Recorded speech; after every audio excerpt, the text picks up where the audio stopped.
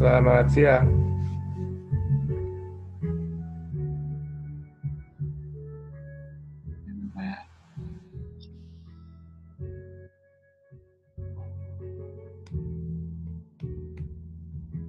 Kita tunggu sampai tepat jam 3 ya.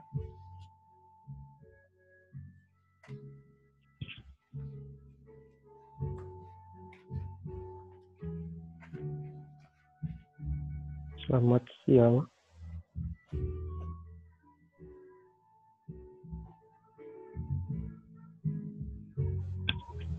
Cek mic, cek mic. Oke. 3 materi Undang-Undang Keselamatan Pertambangan. Jadi kalau di sini kayaknya banyak hafalan gitu. Iya. Jadi sewaktu Kepmen nomor 43 ya, Kepmen SDM nomor 43 ini dibuat, waktu itu masih berlaku Kepmen 555 ya tahun 95 mengenai K3 pertambangan. Jadi acuannya masih pakai itu. Nah, tahun 2018 Kepmen ini dicabut oleh Permen nomor 26 tahun 2018. Permen SDM ya. Lalu digantikan oleh Kepmen 1827. Ya mengenai tata cara pertambangan yang baik lah gitu, kaidah pertambangan yang baik. Nah, di situ juga ada dasar-dasar keselamatan pertambangan yang ada di Kepmen 555 seperti apa itu kecelakaan tambang ya, kemudian jenis-jenis kecelakaan tambang dan sebagainya. Jadi itu semua dasar-dasar keselamatan pertambangan ada juga di Kepmen 1827 dan nggak berbeda jauh dengan Kepmen 555. Jadi nanti yang kita bahas ini sebenarnya dasar-dasar keselamatan pertambangan atau yang perlu dihafalkan ya, itu sama aja. Cuman sumbernya sekarang kita ke Kepmen yang terbaru 1827. Bukan Kepmen 555 lagi.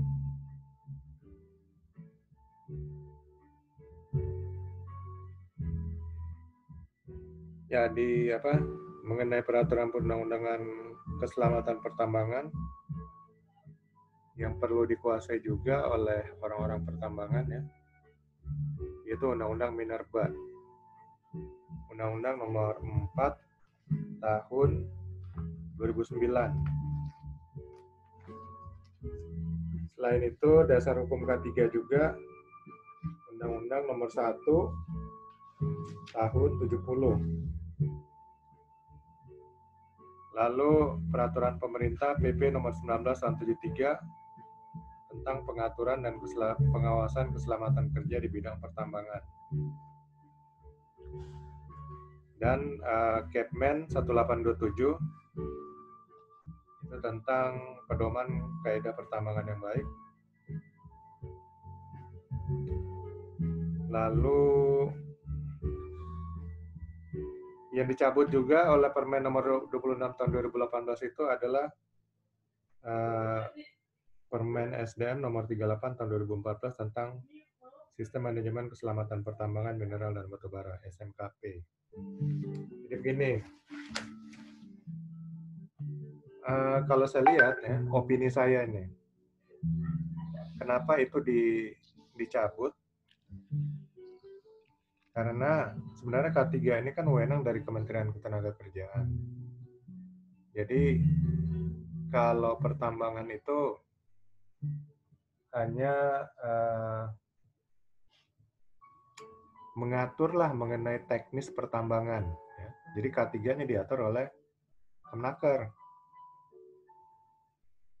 Namun ada untuk pengawasan pertambangan segala macam, nah itu tetap wewenang daripada SDM. Nah, jadi pengaturannya harus diperjelas. Makanya waktu SDM mengeluarkan SMKP ya, Permen 38 tahun 2014, Sistem Manajemen Keselamatan Pertambangan, itu jelas-jelas bertentangan dengan PP nomor 50 tahun 2012 ya tentang sistem manajemen keselamatan dan kesehatan kerja. Jadi karena bertentangan, ya kita kan pakai hierarki peraturan perundang-undangan. Peraturan di bawahnya itu nggak boleh bertentangan dengan yang ada di atasnya. Kalau bertentangan, batal demi hukum. Jadi karena bertentangan itu dicabut. Kemudian K3 pertambangan, ya. Nah, pertambangan memang mengelola K3-nya sendiri. Tapi kalau untuk menciptakan konsep K3 sendiri, ya, itu bertentangan dengan undang-undang juga ya, Undang-Undang Nomor 1 Tahun 70. Karena amanah itu sudah diberikan kepada Kementerian Ketenagakerjaan. Nah, makanya itu dicabut, lalu dimasukkan ke dalam kaidah pertambangan yang baik. Jadi judulnya bukan K3 pertambangan, kaidah pertambangan yang baik. Di dalamnya ada itu juga sama. Nah, jadi kalau itu dimasukkan dibungkus dulu dengan kaidah pertambangan yang baik, nggak bertentangan dengan Undang-Undang Nomor 1 Tahun 70 tentang kewenangan K3 yang diberikan kepada Kemenaker. Termasuk SMKP tadi ya. Di dalamnya dimasukkan di Kepmen 1827, Juklak Juknisnya. Tapi judulnya kan bukan sistem manajemen keselamatan pertambangan. Kalau judulnya itu bertentangan dengan PP nomor 50 tahun 2012 tentang SMK 3. Nah, jadi memang peraturan di negara kita ini tumpang tindih. Makanya lagi diberesin sama Pak Jokowi dan timnya ya supaya lebih teratur. Makanya itu dibuat undang-undang Omnibus Law ya. Yang sekarang lagi banyak dipertentangkan, terutama para buruh. Karena sebenarnya nggak ada yang mau dikebiri kok hak-hak buruh. Cuman mau dirapihin aja nih undang-undangnya, supaya nggak ada terjadi saling tumpang tindih gitu. Ya, jadi itu sebenarnya yang dimaksudkan dengan Omnibus Law. Jadi semua regulasi sekarang sudah diberesin, supaya nggak saling tumpang tindih, nggak saling bertentangan ya. Udah ada aturan di atasnya, di bawahnya bertentangan, ya itu semua dirapihin. Termasuk di SDM ini semuanya dirapihin. Ya itu kira-kira sedikit latar belakang kenapa sebagian regulasi K3 di pertambangan itu ada yang dicabut lalu dibuat kembali tapi isinya sama gitu.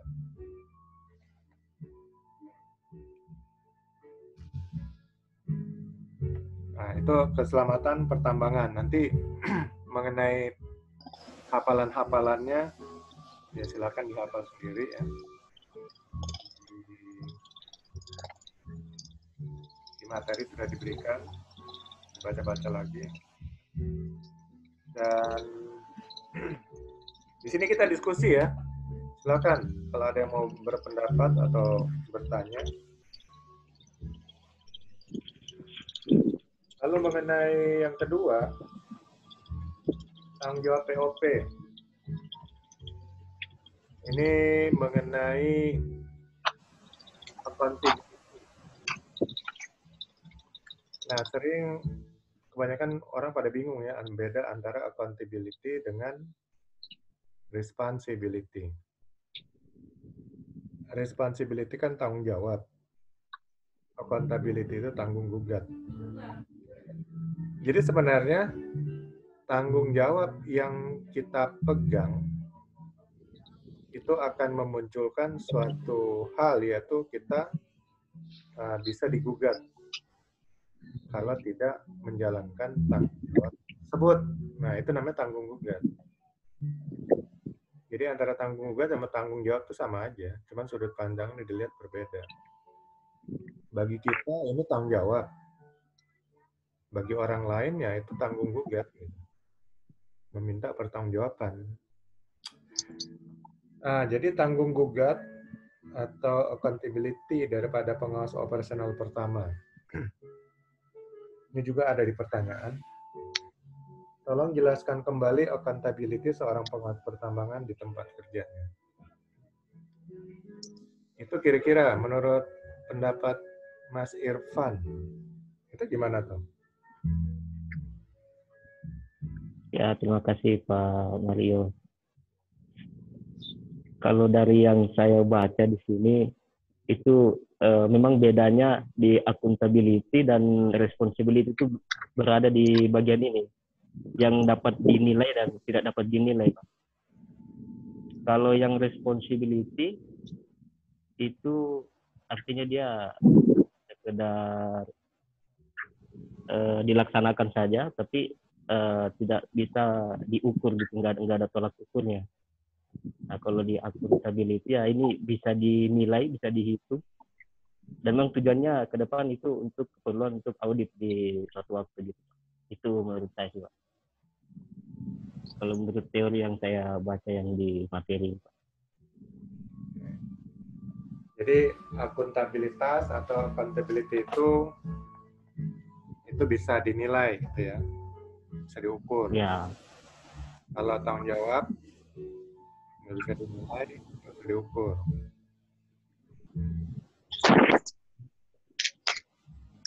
Terus sebenarnya begini, accountability itu sebenarnya tanggung jawab, cuman bisa dikalkulasi atau diukur dengan angka-angka.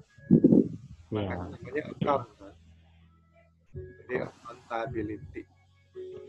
Kalau responsibility itu lebih ke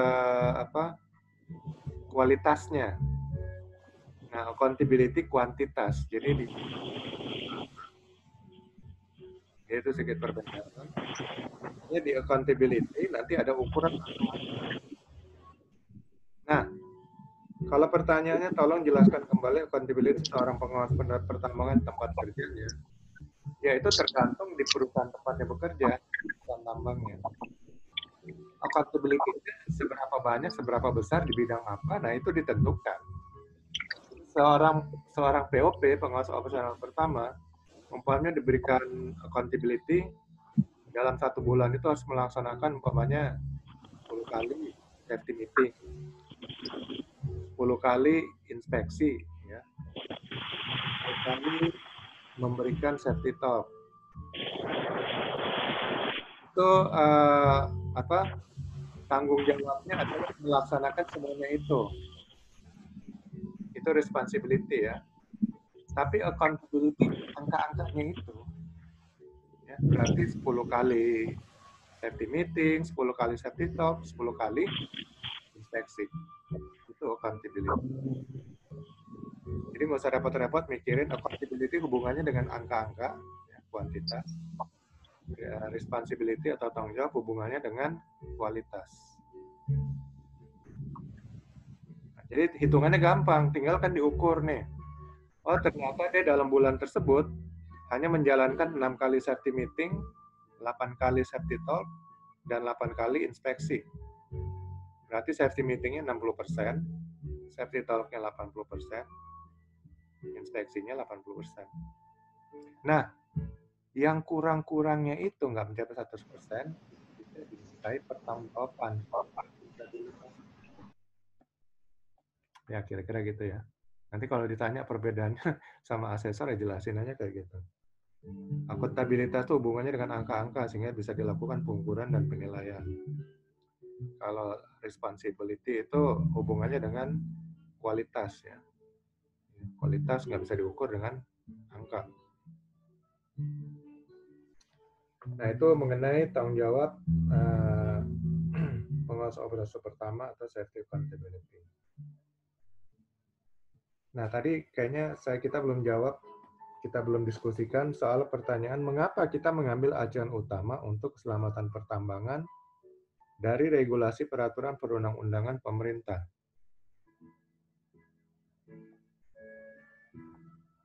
Mengapa kita mengambil acuan utama untuk keselamatan pertambangan dari regulasi peraturan perundang-undangan pemerintah?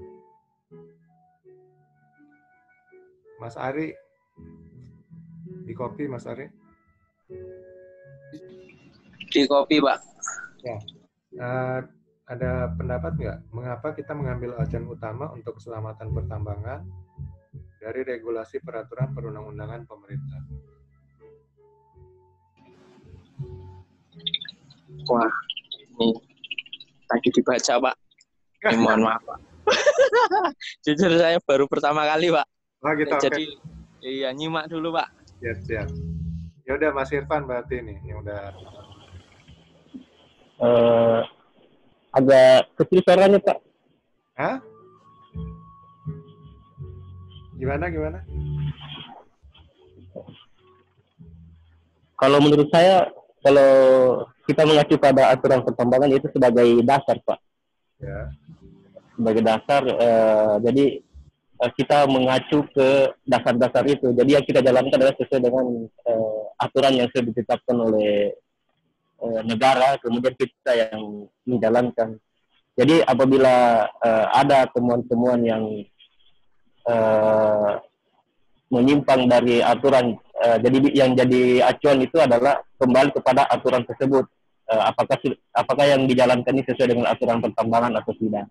Nah, jadi jika ada yang di luar daripada aturan, nah di situ bisa dikenakan sanksi-sanksi seperti itu, Pak. Itu menurut saya juga.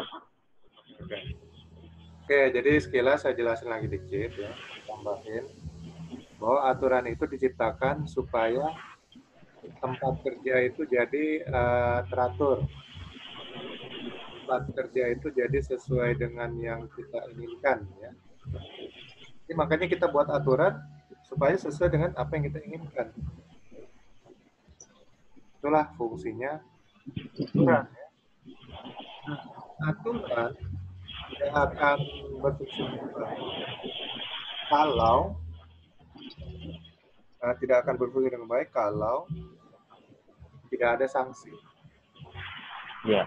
Jadi antara aturan dengan sanksi itu saling berjalan.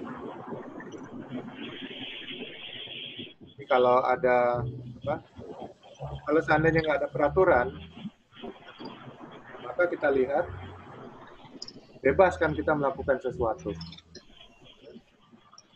dan nggak ada sanksi. Kalau kita mengharapkan kesadaran orang, mungkin satu saat orangnya pengen sadar, tapi saat untuk melakukan satu hal yang positif itu kayaknya berat banget gitu. Jadi tetap harus ada peraturan yang memaksa, sifatnya memaksa ya. Itulah fungsinya peraturan. Nah, peraturan pemerintah itulah namanya kebijakan K3 nasional. Jadi kebijakan K3 nasional itu kumpulan daripada peraturan-peraturan yang dikeluarkan oleh pemerintah untuk mengatur tentang keselamatan dan kesehatan kerja. Lalu bagian-bagiannya ada lagi namanya K3 pertambangan ya.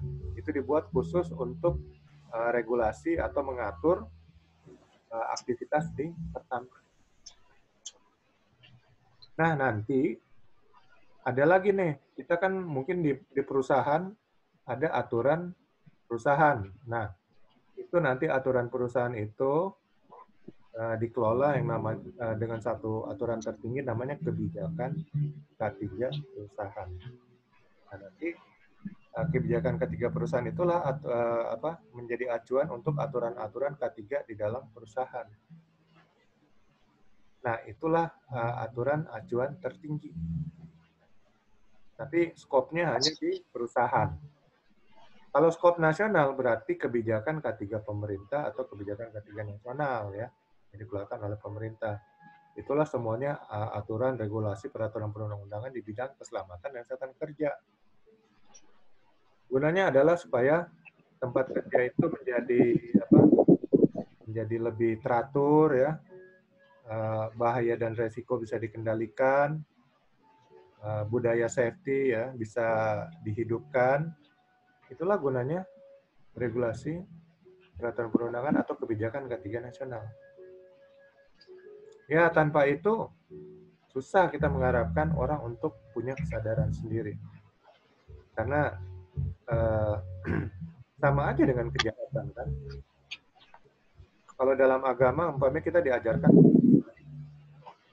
tapi kalau ada kesempatan untuk melakukan kejahatan dan keuntungan diri sendiri, ya, itu pasti kita lakukan. Apalagi kalau nggak ada ancaman hukuman, pasti kita lakukan.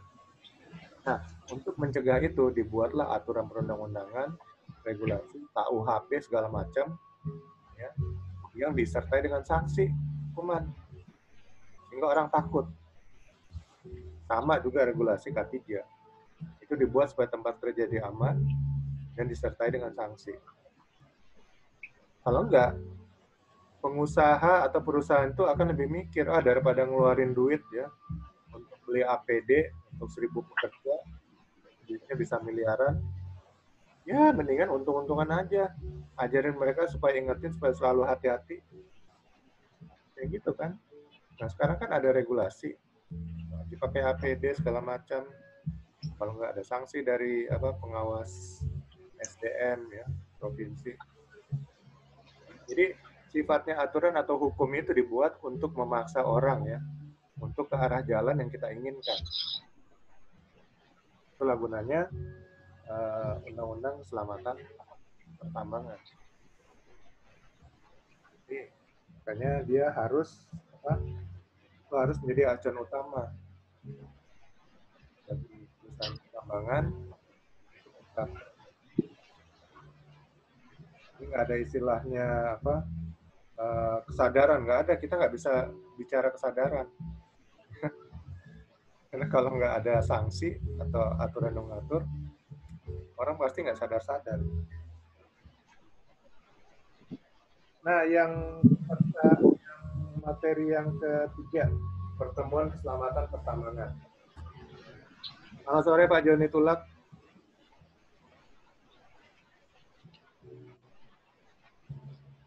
Audionya belum dihidupin, Pak.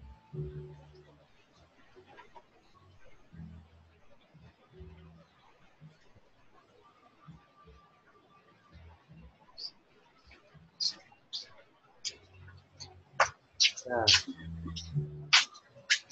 jadi tadi kita sudah bahas Pak Joni. Itu kan hari ini kita tiga unit kompetensi ya. Undang-Undang Keselamatan Pertambangan, tanggung jawab POP, safety accountability, dan pertemuan keselamatan. Kita sudah bahas mengenai keselamatan pertambangan, tanggung jawab POP. Sekarang yang ketiga nih, kita diskusikan pertemuan keselamatan pertambangan.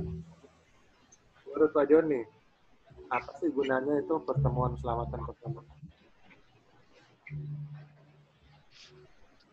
Pertemuan keselamatan. Jadi menurut saya mungkin supaya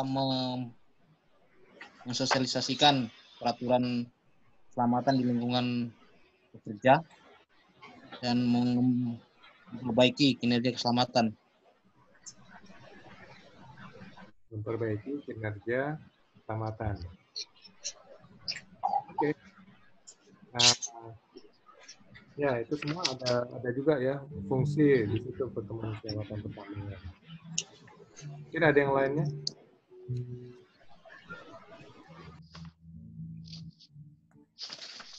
Belum ada nih, Pak. Belum ada. Oke, Mas Irfan dengan Mas Ari, ada ide nggak atau ada dapat? Kalau dari saya, Pak, mungkin tujuan utamanya menurut saya itu menyamakan persepsi kali, Pak, untuk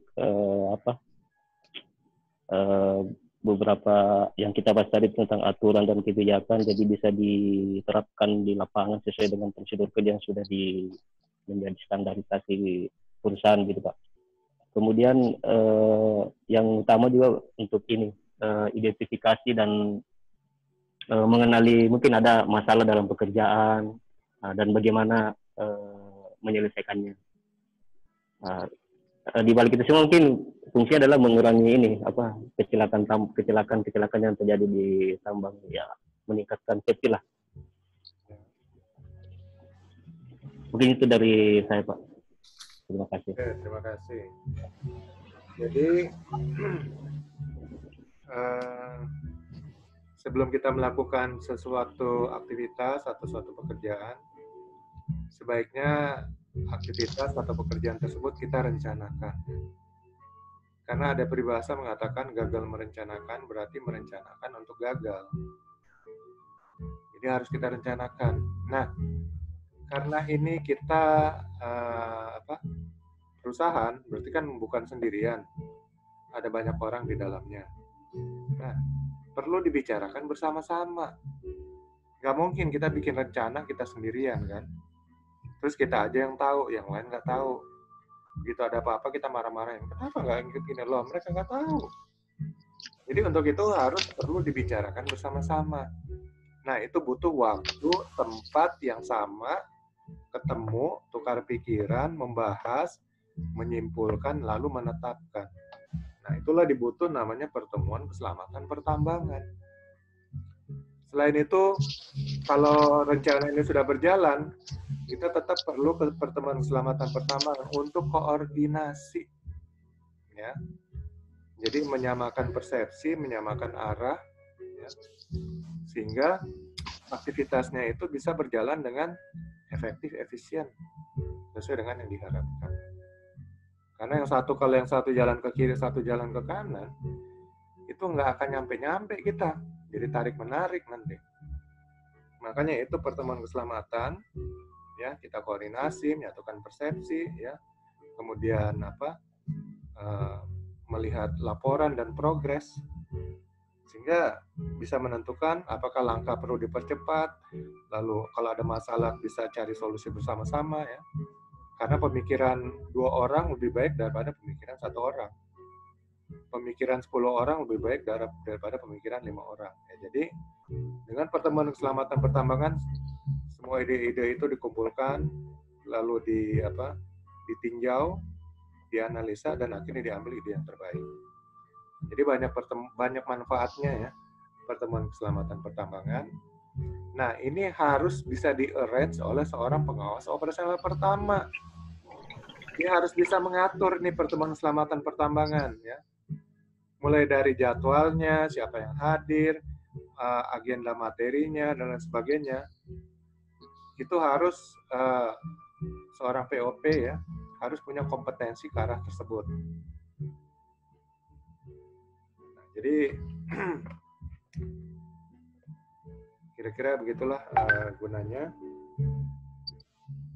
Dan ini sekaligus menjawab apa fungsi dan tujuan utama dilakukan pertemuan keselamatan pertambangan. Untuk pertanyaan yang kita bahas pada hari ini. Ada pertanyaan, Pak? Ya, silakan Pak Ari, Mas Ari. Iya, Pak. Untuk PKPT ya ini ya, masuk PKPT ya. Hah? Pertemuan keselamatan pertambangan terencana ya. Iya. Itu modelnya kayak P2K3 gitu Kak, Pak? Ada pelaporannya juga kan? P2K3 itu kan semacam organisasi ya, organisasi K3 di dalam perusahaan. Nah, kalau di pertambangan namanya KKP, Komite Keselamatan Pertambangan. KKP, Pak? Ya, kalau di P2K3 itu dikoordinir sama Dinas Tenaga Kerja. Oh. Kalau Komite Keselamatan Pertambangan itu dikoordinir oleh ESDM Provinsi ya. Dinas Energi Sumber Daya Mineral Provinsi. Makanya mereka suka tarik-menarik nih antara Dinas Tenaga Kerja sama Dinas SDM Provinsi. Karena masing-masing punya kepentingan. Jadi kalau menurut regulasi dari Kemnaker ada P2K3 itu wajib untuk perusahaan. Di pertambangan juga ada Komite Keselamatan Pertambangan, itu dibina oleh SDM Provinsi. Makanya kadang-kadang perusahaan pertambangan repot nih, harus bentuk 2. Jadi kalau yang datang orang SDM, namanya jadi KKP. Kalau yang datang orang Disnaker, namanya jadi P2K3. Oh. Kalau yang diantaranya itu Pak, misal ini kan pekerjaan di pelabuhan, ada hubungannya sama berhubungan. Ya. Yang di-handle batubara, ada hubungannya sama SDM. Ya. Kemudian juga masuk ke Kemenaker. Nah, itu berarti ya 3-3-nya atau? Enggak. Kalau K3 tetap yang dipakai Kemenaker ya. Mungkin itu perlu dibentuk P2K3 aja. Kecuali di pertambangan bisa satu organisasi bisa 2 nama gitu ya. Bisa KKP, bisa P2K3. Terima kasih, Pak. Oke, sama-sama. Ya kadang-kadang memang membingungkan jadinya ya, karena punya kepentingan itu yang disebut sama Pak Jokowi, tumpang tindih peraturan regulasi kita. Makanya mau dirapiin nih, namanya Omnibus Law.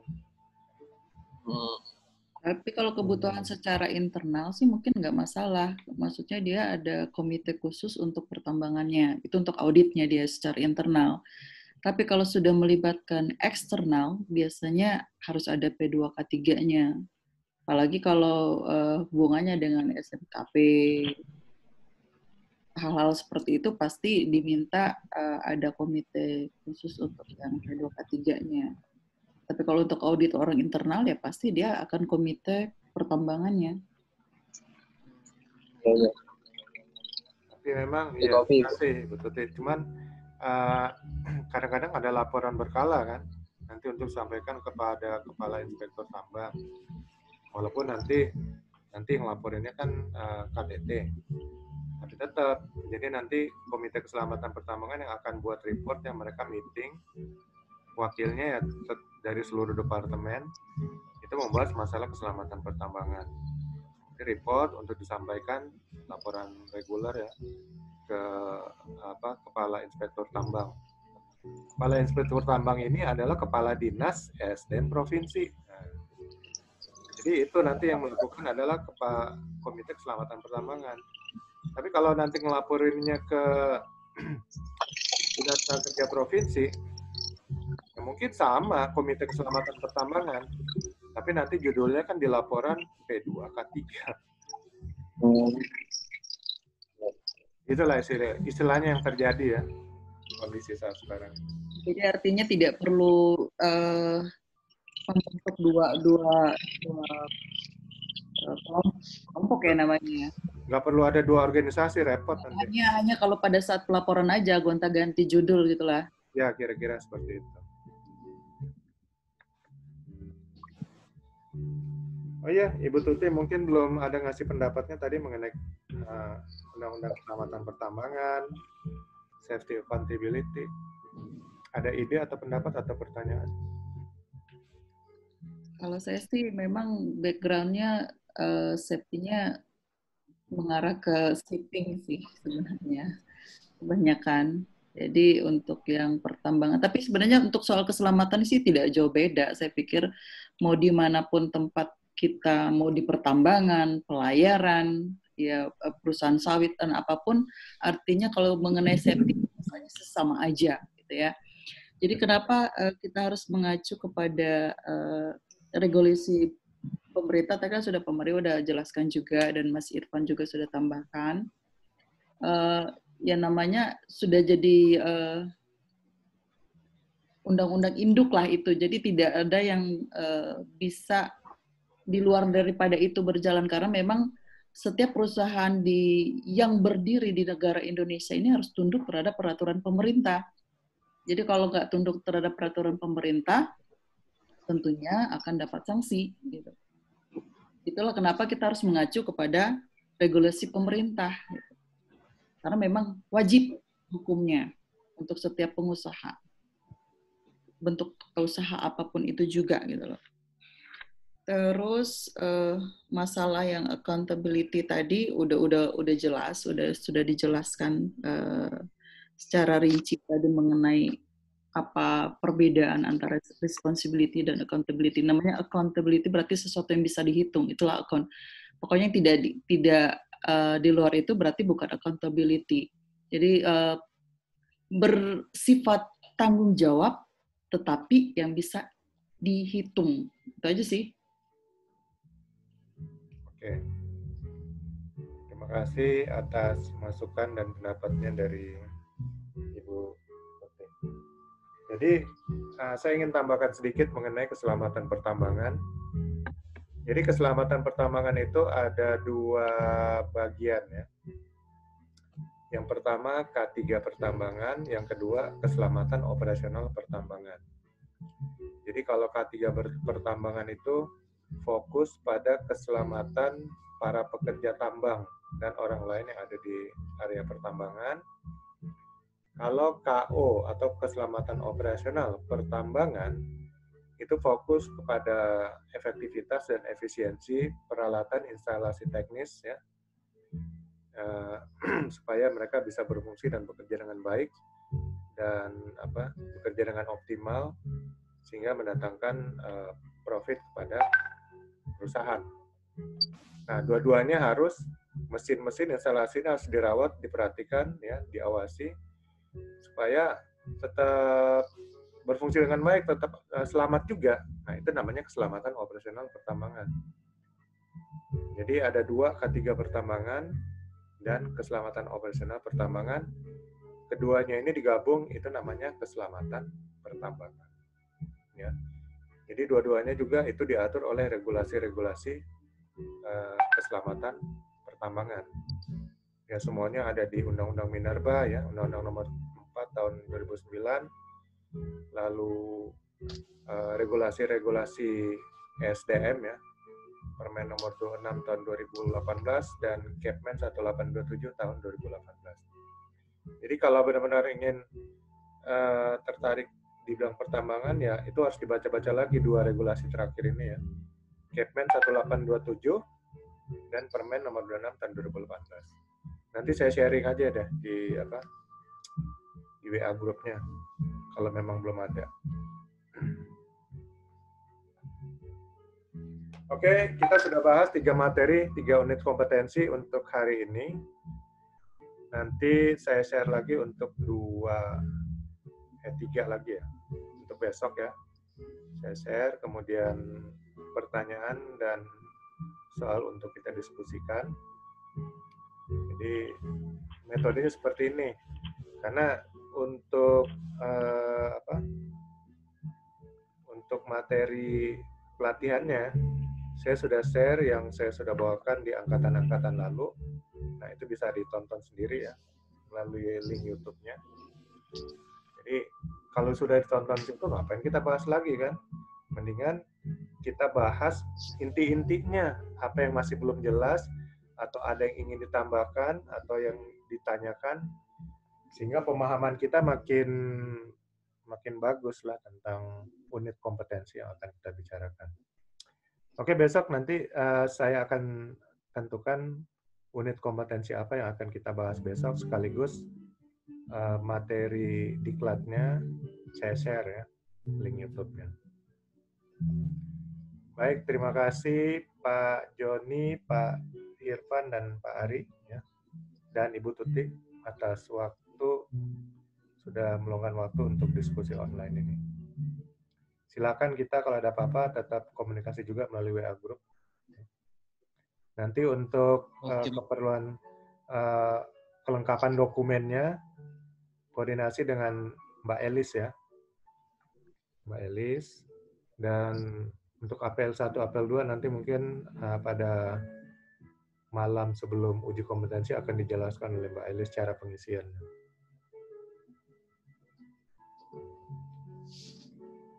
Oke, sekali lagi terima kasih dan saya ucapkan selamat sore semuanya. Selamat sore. Selamat sore Pak Mario. Sore. Sore.